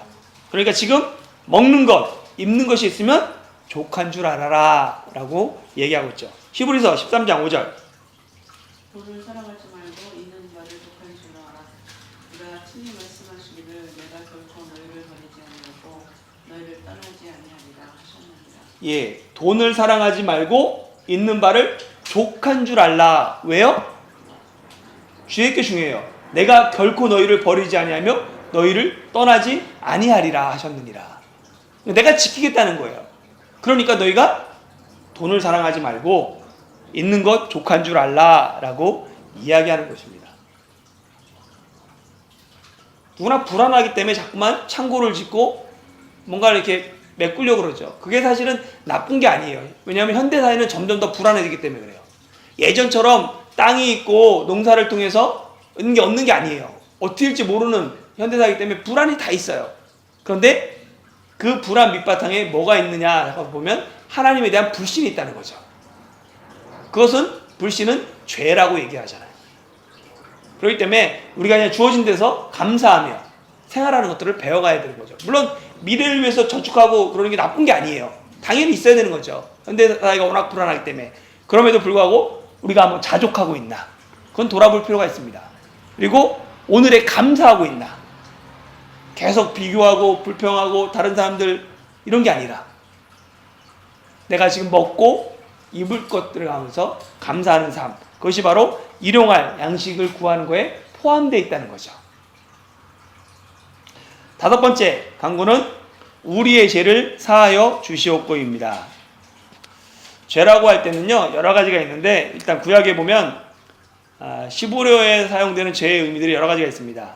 하타, 관역을 벗어남, 요건 하나 기억하시면 좋아요. 사람이 하나님의 뜻에서 벗어나는 것, 이 관역이 있는데 하나님의 목표가 있는데 거기서 벗어나는 게 죄라는 거예요. 그 다음에 그거 말고도 여러 가지가 있습니다.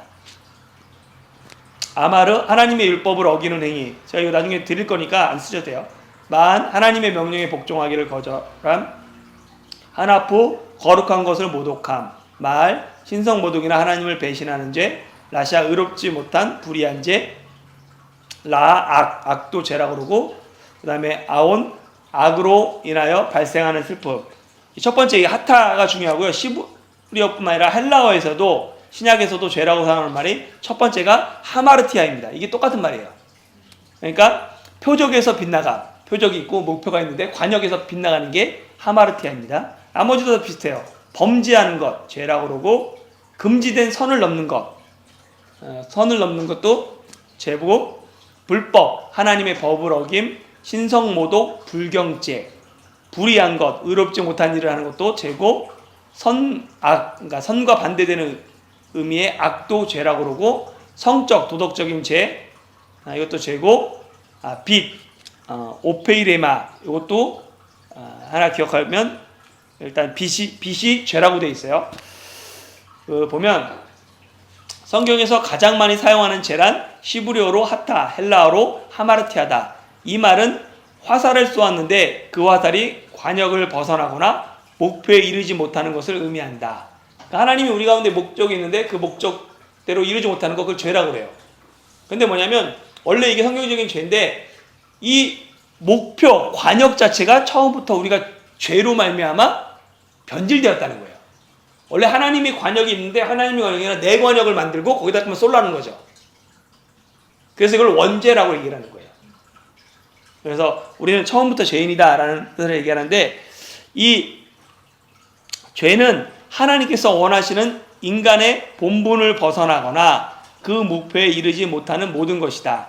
하나님이 원하시는 인간의 본분은 뭐냐면 하나님 사랑과 이웃 사랑이죠. 이에 대한 명령이 십계명이고, 율법은 십계명을 구체적으로 적용하고 실천하기 위해 제정한 법과 규정들이다. 그러니까 인간의 본분이 뭐냐고 했을 때 결국 두 가지인 거예요. 하나님 사랑, 이웃 사랑. 그것이 모든 성경의 율법이든 가르침인 거죠.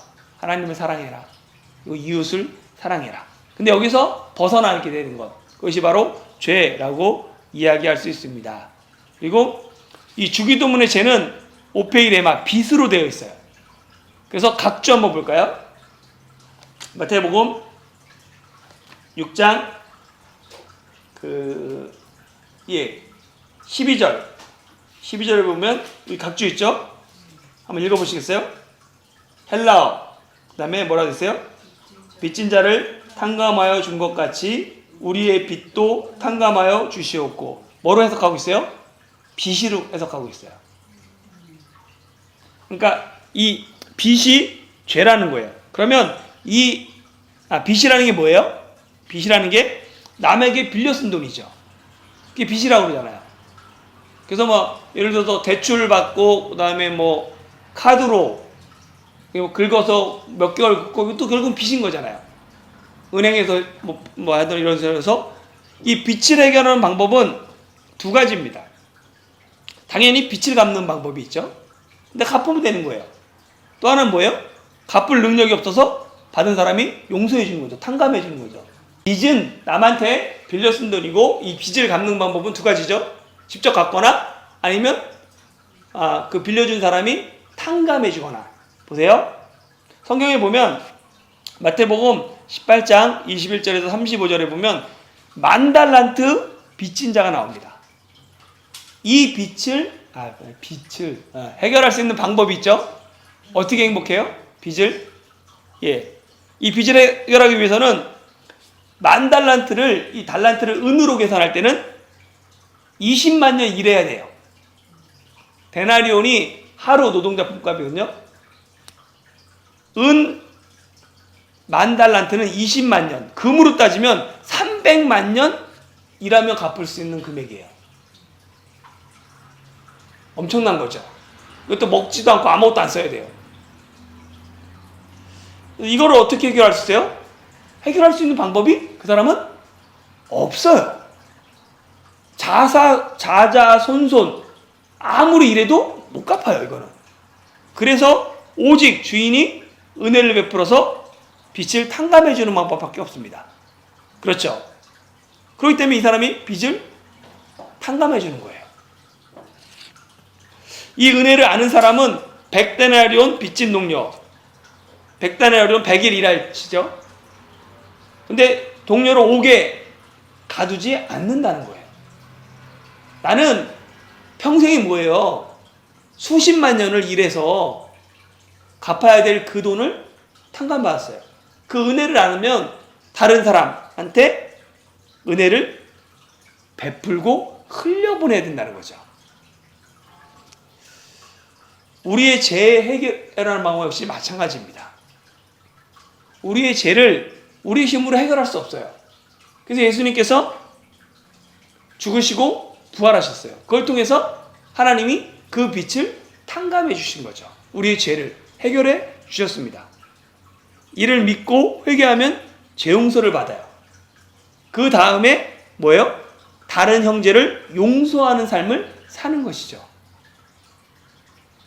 이 빚을 탕감받는 거랑 우리가 죄 용서 받는 거랑 비슷한 원리라는 거예요.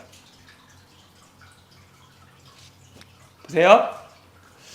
주기도문의 죄 용서는 하나님의 용서를 받은 사람의 기도예요. 뭐냐면 우리가 주기도문 할 때 맨 처음에 예수님의 제자들이 주님 우리한테 기도를 알려주세요. 그래서 가르쳐주는 기도잖아요.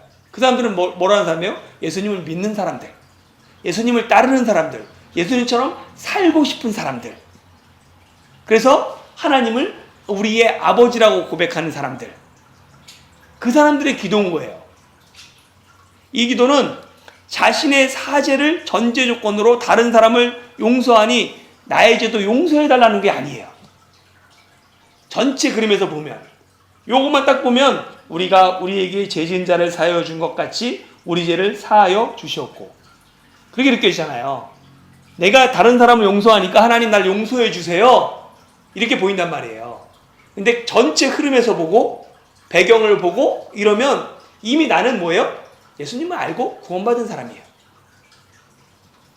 그래서 보면 주기도문의 대상은 이미 하나님을 우리 아버지라고 부르는 사람들이다. 하나님의 사랑과 은혜를 통해 구원받은 사람들이 하나님의 나라와 뜻이 이루어지기를 구하는 기도다.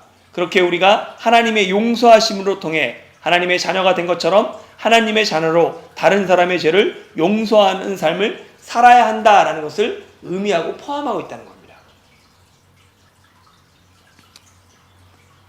하나님의 자녀가 되었지만 여전히 우리는 죄를 범합니다. 그때마다 하나님의 용서를 구하죠. 자신의 죄에 대해서는 하나님의 도움을 구하면서 다른 사람을 용서하지 않는 것, 모순이라는 것이죠. 그래서 성경은 우리 죄를 사하는 것과 내가 다른 사람을 용서하는 것을 연결시켜 놓고 있어요. 그게 마태복음 6장 14절에서 15절인데 보면 너희가 사람의 잘못을 용서하면 너희 하늘 아버지께서도 너희 잘못을 용서하시려니와 너희가 사람의 잘못을 용서하지 아니하면 너희 아버지께서도 너희 잘못을 용서하지 아니하시리라. 왜냐하면 주기도문 다문에 이걸 붙여놓은 이유가 오해할 수 있거든요. 내가 이렇게 했으니까 하나님들은 용서해 주세요 이렇게 오해할 수 있기 때문에 분명하게 그것들을 연결시켜 놓고 이야기하고 있죠. 네가 용서받았으니까 다른 사람 용서하는 게 마땅하다. 그리고 네가 구원받을 때 한번 죄 용서를 구하지만 우리가 또 살아가면서 잘못한 거 있으면 용서를 구하잖아요. 너는 나한테 용서를 구하면서 너는 다른 사람 용서하지 않는 것, 이것은 잘못된 것이다 라는 것들이 이 안에 모두 다 포함되어 있는 것이죠.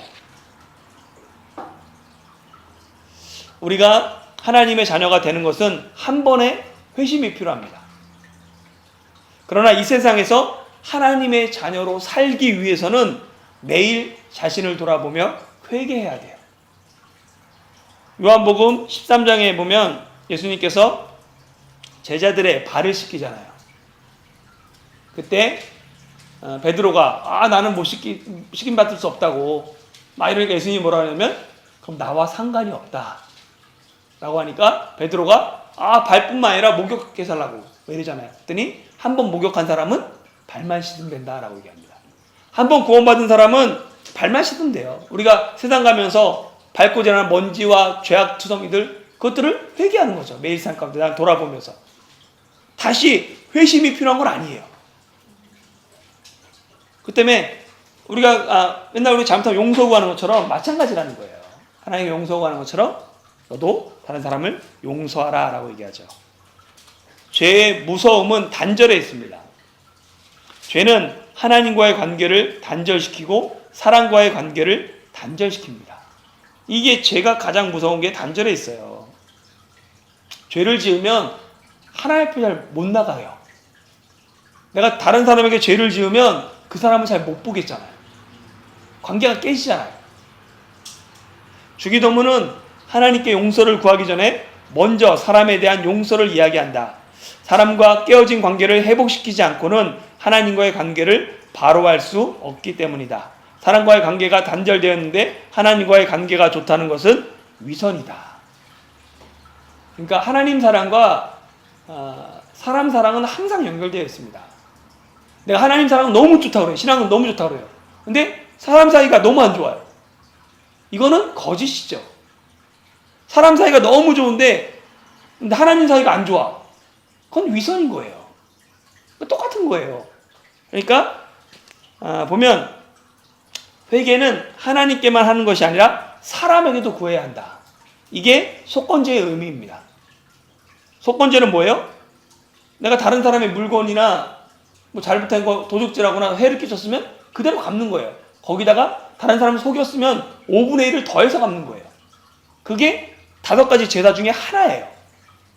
왜 그렇습니까? 그 잘못은 내가 하나님께 한 거는 하나님께만 갚으면 돼요. 속죄제로 갚으면 돼요. 근데 다른 사람과의 관계에서 해를 끼치거나 잘못했으면 뭐 해야 돼요? 그 사람한테 용서를 구해야 되는 거예요. 진정한 사죄는 자신의 잘못에 부끄러움을 느껴 다시는 똑같은 죄의 자리에 가지 않는 것이다. 그러니까 내가 하나님 앞에 용서를 구했어요. 그 다음에 똑같은 죄를 반복해요. 나 용서 구했으니까. 이런 사람도 있다는 거예요. 근데 그렇지 않아요. 특별히 속건제는 내가 다른 사람에게 해를 끼쳤어요. 사기를 치든 뭘 잘못했어요. 그러면 어떻게 해야 돼요? 그 사람한테서 용서를 구하고 그 피해를 보상해야 돼요.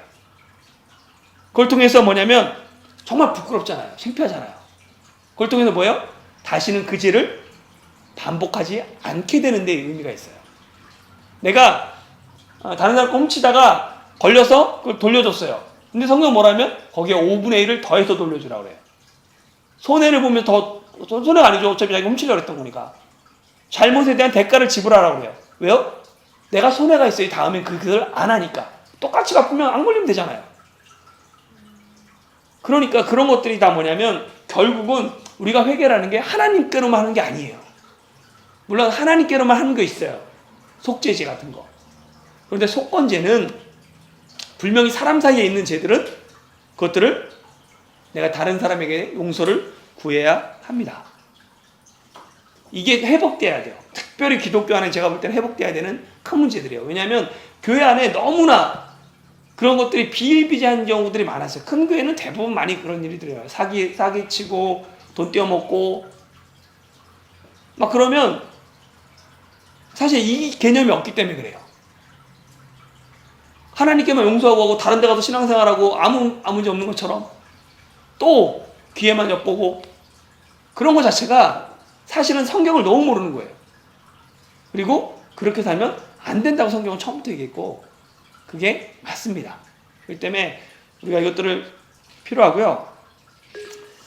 또 보면 어거스틴이죠. 하나님도 회개하지 않는 죄인을 용서하지 못하신다라고 얘기했습니다. 끝까지 회개하지 않는 자는 하나님도 어쩔 수 없다는 의미예요. 그러나 우리가 회개하면 하나님은 용서하십니다. 우리가 우리 죄를 자복하면 하나님 미쁘시고 의로우사 너희 죄를 사하시는 분이에요. 이게 요한 1서 1장 9절이죠. 주님의 용서하심을 따라 우리도 다른 사람을 용서하는 삶을 살아야 합니다. 골로새서 3장 13절 14절 한번 찾아보겠습니다.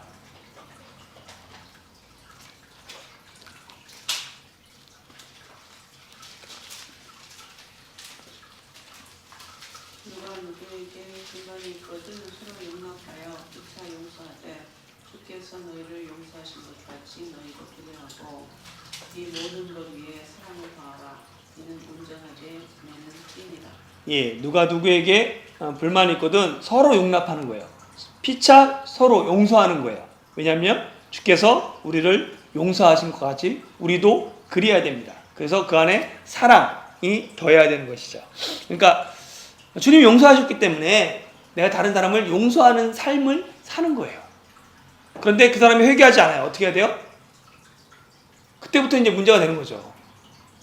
분명히 해를 끼쳤는데 아무 일 없다는 듯이 생각하면 너무 힘들잖아요. 근데 결국은 우리가 믿음으로 그거는 하나님께 맡겨야 되는 거죠. 나는 용서하고 그 사람에 대해서는 하나님이 어떻게 하시든 그것들을 맡길 수 있는 믿음이 필요합니다. 6번째, 우리를 시험에 들게 하지 마시옵고 다만 악에서 구하시옵소서. 우리는 예수님의 십자가를 통해 죄사함을 받았습니다. 그러나 여전히 우리는 죄를 범합니다. 구원받았지만 악의 시험이 변함없이 있기 때문입니다. 그래서 주기도문은 죄사함 다음에 악에 대한 기도를 이어지고 있어요. 우리가 죄사함을 받았죠. 이제 천국 같아요. 새롭게 보여요. 그렇지만 여전히 변함없이 뭐예요? 우리를 향한 유혹들, 시험들이 있죠. 그렇기 때문에 죄사함 다음에 주기도문은 악에 대한 기도를 이야기합니다. 보면 구원받은 죄사함은 한 번에 이루어지는 칭의와 같고 그 후에 시험과 악은 계속되는 성화와 같습니다. 이게 약간 좀 어려운데요. 신학에서 구원의 3단계를 칭의, 성화, 영화라고 불러요. 그래서 칭의는 뭐예요? 구원받는 순간 의로워지는 것. 그리고 구원의 완성되는 때를 영화라고 부릅니다. 영화롭게 변화되는 것, 구원이 완성되는 것. 그리고 조금씩 거룩하게 변화되어오는 과정을 성화라고 부르는 거예요. 거룩하게 변화된다고. 뭐 이해되시죠? 칭의, 맨 처음에 구원받을 때 의롭게 되는 것, 예수님 믿고 영접했을 때. 그 다음에 성화, 계속 예수님 닮아가는 것, 하나님 말씀대로 사는 것, 거룩하게 변화되는 것. 그리고 마지막 영화, 예수님 다시 오셨을 때, 하나님 나라가 완성될 때, 이루어질 때 우리가 거룩하게 영화롭게 되는 것. 이거를 이렇게 세 가지로 나눠서 얘기하는데요. 종교 개혁자들은 당시 로마 가톨릭의 행위를 통한 칭의 교리에 대해 반박하며 이신칭의를 강조했습니다. 그때 당시 로마 가톨릭은 행위를 통해서 의롭게 된다라고 가르쳤어요.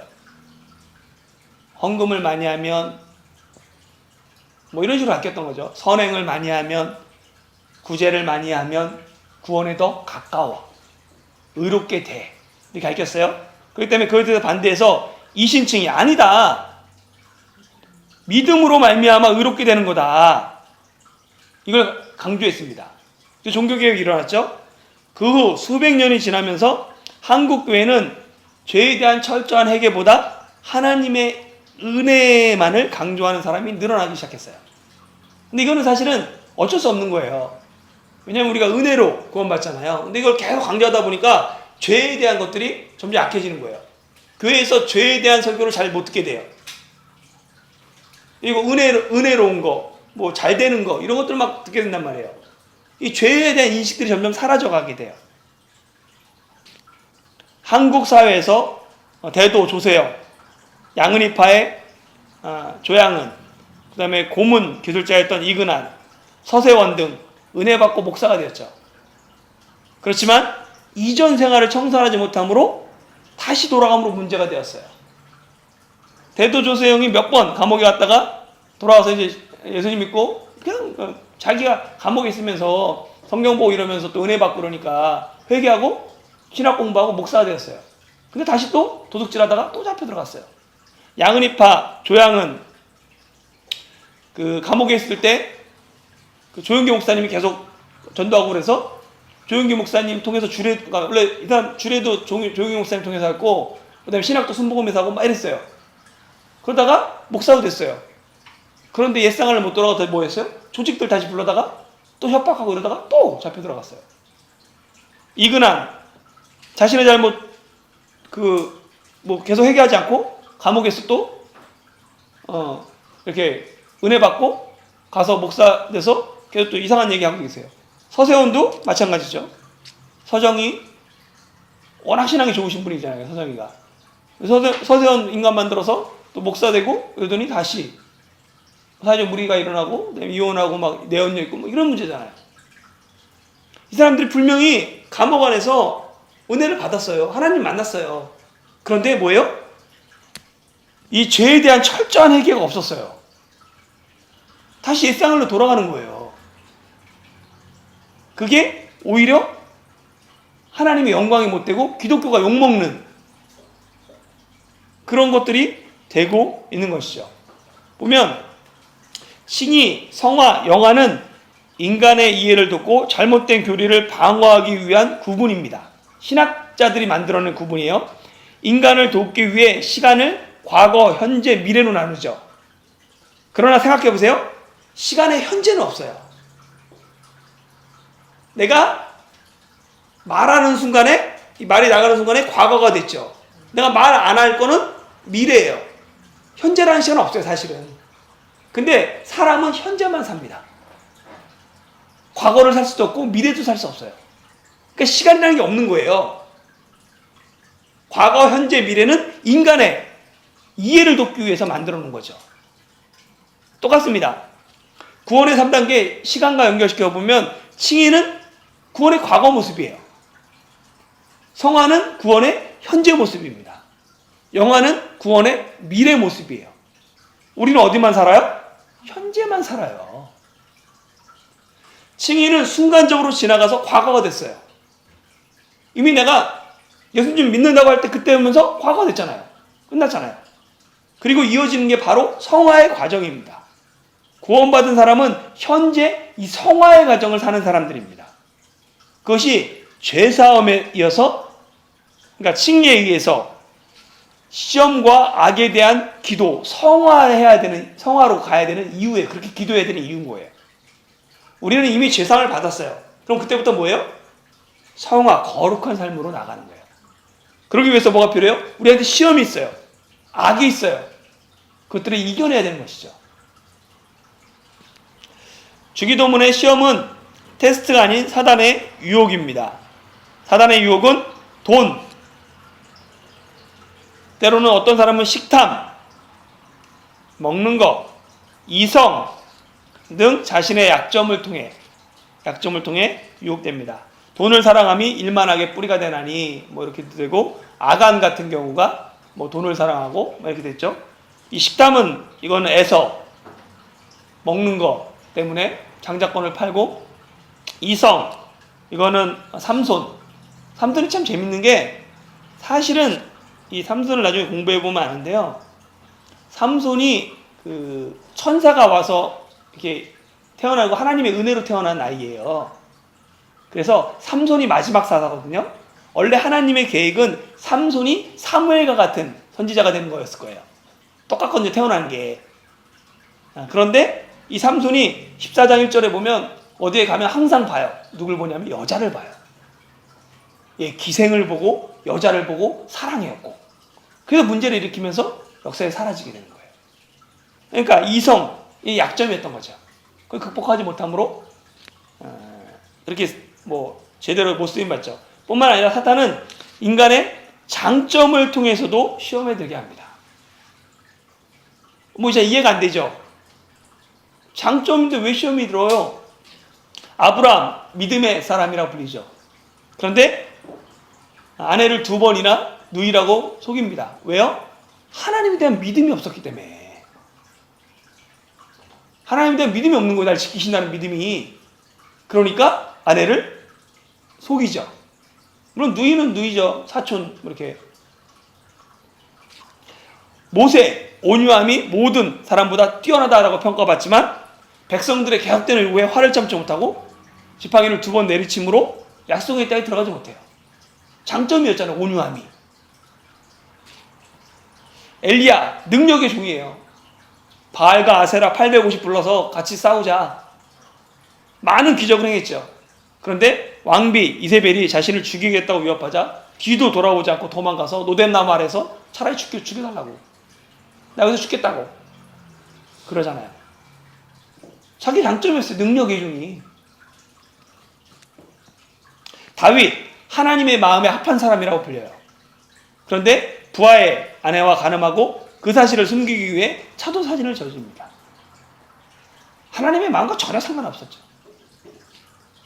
베드로, 다른 사람은 다 주를 버릴지라도 장점이죠. 나는 절대 버리지 않는다, 부인하지 않는다. 그런데 닭 올기 전에 예수님을 3번 모른다고 부인합니다. 이와 같이 시험은 나의 약점을 통해서도 올 수 있고 나의 장점을 통해서 올 수 있으며, 나와 상관없는 사람을 통해서도 시험 올 수 있어요. 사실은 상관없는 사람도 많아요. 막 이렇게 정치나 이런 거 보면 사실 나랑 많이 상관도 없는 것 같은데 막 분노하고 이런 것도 있고, 또 나와 가까운 사람을 통해서도 시험 받아요. 시험은 어떤 상황에서 어떻게라도 올 수 있습니다. 마귀는 언제나 다양한 방법으로 우리를 유혹하지만 오직 시험에 들지 않고 악에서 구원하는 방법은 기도하는 것입니다. 시험에 들지 않게 깨어 기도하라 라고 예수님께서 말씀하시죠. 시험에서 승리하지 못하는 가장 큰 이유는 뭐냐면 기도하지 않기 때문입니다.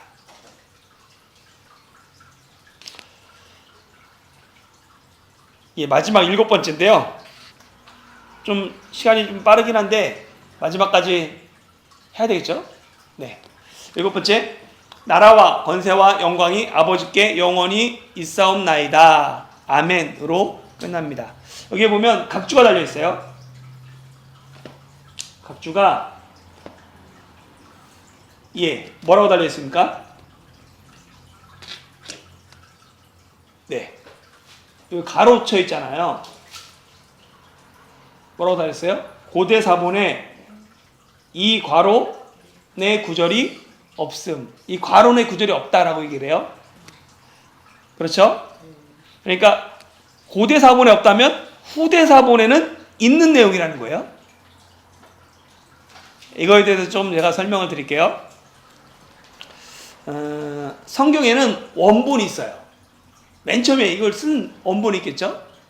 마태복음이면 마태가 썼을 거 아니에요. 원본이 있어요. 근데 지금 그 원본이 있어요, 없어요? 없죠. 왜냐하면 고대에는 파피루스, 대나무 이렇게 해서 종이처럼 해서 거기 쓰든가 아니면 양가죽 이런 데 썼는데 그게 지금까지 남아있지 않잖아요. 그래서 이 원본이 있는데 원본은 지금 아무도 없습니다. 단 한 권도 남아있는 게 없어요. 근데 원본을 필사한 글로 쓴 그걸 사본이라고 그러거든요. 그러니까 쓴 본, 그러니까 사본이라고 그러는데 사본이 있어요. 계속 누군가 이거 한 권 갖다가 다 돌려볼 수가 없잖아요. 그러니까 누군가 계속 써가지고 다른 사람 돌렸던 또 그것들이 너무 낡으니까 그 내용을 다시 쓴 사람들이 있어요. 그걸 사본이라고 합니다. 이해되죠? 이거까지는 원본 원래 맨 처음에 썼던 거. 근데 이건 없어요. 사본이 남아있어요. 그런데 사본으로는 3세기 전후에 파피루스 사본이 있습니다. 그러니까 그 당시까지 3세기면 좀 시간이 됐지만 그 당시에 이렇게 파피루스 사본이 좀 지금 남아있는 거예요. 4세기, 5세기에는 대문자 사본이 있어요. 이게 헬라어 대문자로 쓰고 소문자인데 옛날에는 대문자로 쓰다가 나중에 소문자가 된 거거든요. 대문자 사본이 있어요. 5세기부터 11세기는 소문자 사본들이 있어요. 시대대로 이렇게 사용됐어요. 신약 성경에 절 없음은 13곳입니다. 근데 모두 후대 사본인 소문자 사본에만 있는 구절들이에요. 이게 뭐냐면 여기 5세기에서 11세기 이 사본들에 있는 구절들이에요. 이게 왜 그러냐면 15세기 금속 활자가 발명되면서 성경이 대량으로 공급됩니다. 그 전까지는 이 성경 한 권의 그 가격이 웬만한 그 거의 성가격이라고 얘기를 해요. 엄청 비쌌던 거예요. 왜냐하면 이걸 양가죽에다 써야 되잖아요. 그 얼마나 많이 필요하겠어요. 그걸 쓰려면. 그러니까 엄청나게 이게 보물이었던 거예요. 하나 있는 게 성경 전권에 있는다는 것. 그런데 금속 활자가 발견되고 이걸 막 인쇄하면서 대량 공급됩니다. 근데 인쇄해서 공급하다 보니까 뭐가 있냐면 약간 읽기가 불편해요. 그래서 장과 절을 구분합니다. 먼저 장을 구분하고 그다음 나중에 절을 구분해요. 그래서 이때부터 인쇄되면서 장과 절이 고정되어 있는 거예요. 근데 이때 사용됐던 사본들이 11세기 소문자 사본입니다. 왜냐하면 그 전까지는 이게 오래되다 보니까 조금씩 남아있는 거예요. 전체가 남아있지 않았어요. 근데 11세기 사본 중에서 신해산 사본이라는 게 전권이 남아있는 거예요. 그래가지고 그걸 기초로 해서 이렇게 그러니까 장과 절을 나눴던 거예요. 근데 오랜 시간이 지나면서 여러 사본들이 또 발견돼요. 고대 사본들이 발견되는 거예요. 더 옛날 게. 그래가지고 봤더니 이걸 비교해 보는 거예요. 그래서 원문에 가까운 것들을 고대 사본과 그다음에 이제 뭐 5세기에서 후대 사본을 비교하면서 원문에 가까운 것들을 채택합니다. 그러면서 이제 하나를 만들어요. 계속. 그런데 보니까 사본의 차이가 있는 것은 각주로 난해주로 기록한 거예요. 고대 사본에는 어떤 사본에는 이렇게 한 거예요. 그런데 현재 남아있는 성경은 11세기 소문자 사본에 따라 이미 절을 나눴잖아요. 장을 나눴잖아요. 그런데 후대에 발견된 게 보니까 이게 본문보다 원래는 없었던 내용인 거예요. 그런 경우에는 어디에 써요? 절 없음이라고 하고 각주를 달하는 거죠. 그러니까 이게 후대 사본에는 나라와 권세와 영광의 아버지께 영원히 있사옵니다가 있어요. 그런데 원래 고대 사본에는 이게 없었다는 거죠. 그래서 이렇게 절 없음이라고 해놓고 뒤에다가 밑에다가 어떤 사본에 이렇게 표기해놨어요. 그런데 이거만은 집어넣는 거예요. 왜 그러냐면 유대인들은 하나님을 찬양하거나 기도할 때 마지막에 하나님의 이름을 높이는 송영으로 끝난다. 초대교회도 주기도문으로 기도할 때 어느 순간부터 마지막으로 송영으로 마침으로 후에 이걸 첨가한 거예요. 그러니까 마지막에 하나님께 영광을 돌리면서 마치는데 주기도문도 이제 기도 암송하면서 마지막에 하나님께 영광을 돌리면서 마치게 된 거죠. 그래서 후대 했던 걸 사용한 건데 송영이 없으면 주기도문이 어떻게 끝나요? 악에서 구하시옵소서로 끝납니다. 기도의 끝이 악에 대한 두려움, 인간의 나약함으로 끝이 나는데 송영이 있으므로 뭐가 있냐면 하나님에 대한 확신, 감사로 끝이 나는 거예요. 또한 주기도문은 하나님이 우리 아버지가 되심을 고백하면서 시작하는데 송영이 없으면 그 마지막에 우리의 간구로 끝이 납니다. 주기도문을 우리의 염려와 걱정을 하나님께 아뢰는 것으로 끝나기보다 성령을 통해 하나님 아버지께 영광을 돌리로 끝나는 것이 더 성경적인 거예요. 그래가지고 이것을 그대로 남겨둔 거죠. 성경의 내용 3가지로 되어 있는데요. 첫 번째는 나라가, 이게 떨어져 있지만 나라가 아버지께 영원히 있사옵나이다. 이거 그죠? 두 번째는 권세가 아버지께 영원히 있습니다. 세 번째는 영광이 아버지께 영원히 있사옵나이다. 첫 번째, 나라가 아버지께 영원히 있습니다. 우리가 이 땅에서 어떻게 영원한 하나님 나라를 만들어 갈 것인가 기도하며 자신의 삶의 자리에서 헌신하게 하죠. 내세의 지향적인 하나님 나라가 아닌 바로 지금 내가 있는 자리에서 하나님 나라를 이루어가야 합니다. 권세가 아버지께 영원히 있습니다. 우리가 하나님께 기도하는 이유가 하나님께 이 세상의 모든 권세가 있기 때문입니다. 하나님께서 권세와 능력을 갖고 있기 때문에 우리가 기도하고 간구하는 거잖아요. 그런데 이 세상 권세는 모두 끝이 있죠. 화무 11호, 권불 10년. 그렇지만 하나님의 권세는 어떻다는 거예요? 영원히 있다고. 예. 나라도 영원히 있고 권세도 영원히 있다라고 얘기를 하죠. 그러니까 내가 정말로 이 땅에서 무슨 권세를 원하고 있느냐, 이것들을 돌아보게 해요. 근데 내가 그렇게 하나님의 나라 그리고 하나님의 권세, 그것들을 추구하겠습니다 라는 것이 포함됩니다. 영광도 마찬가지예요. 영광이 아버지께 영원히 있습니다. 우리가 영광을 돌려야 할 분은 오직 하나님 한 분이십니다. 비록 아무리 훌륭한 사람이라도 절대 사람에게 영광을 돌리지 말아야 합니다. 수많은 이단의 교주가 하나님의 영광을 자신의 것으로 착각함으로 사단의 앞잡이가 되었습니다. 많은 능력이 있었지만 그것으로 하나님께 영광을 돌리지 않고 대부분 그래서 이단이 되었고 교주가 되었죠. 이 땅에서 구하는 대부분의 기도, 일용할 양식, 죄 용서, 구원 등은 이 땅을 떠나는 순간 더 이상 필요한 기도가 아닙니다. 그렇죠? 우리가 하나님 나라 가면 더 이상 일용할 양식을 구하고 죄 사함을 구하고 우리를 죄에서 구원해달라고, 악에서 구원해달라고 기도할 필요가 없어요. 이미 그것들 완성됐어요. 그러나 하나님께 영광을 돌리는 송영은 하나님 나라에서도 계속됩니다. 하나님의 나라가, 영원한 하나님의 나라가 아버지 것입니다. 아버지의 권세가 영원합니다. 영광이 아버지께 영원히 있습니다. 그것은 변함없이 계속될 것입니다.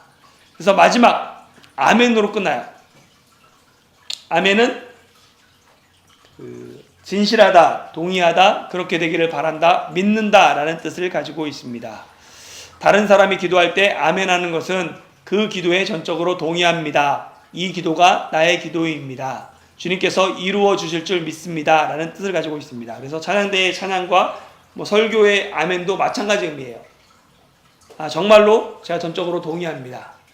이 찬양이 나의 찬양입니다. 그 말씀이 나를 통해 이루어질 줄 믿습니다. 이런 마음으로 아멘 하는 것이죠. 주기도문의 마지막 아멘은 응답의 확신을 가지고 주님께서 이루어 줄 것이라는 확실한 믿음으로 고백하는 거예요. 내가 아멘으로 끝나는 이유가 주님께서 이룰 줄 믿습니다. 그리고 내가 이것이 진실합니다. 내가 정말로 진실한 마음으로 이것을 가지고 기도합니다. 동의합니다. 라는 것을 포함하고 있습니다. 그러면 내 기도, 우리의 기도의 내용은 무엇인가? 그리고 아멘으로 주기도문을 마칠 수 있는가? 라는 것이 주기도문 전체 하면서 마지막 질문입니다.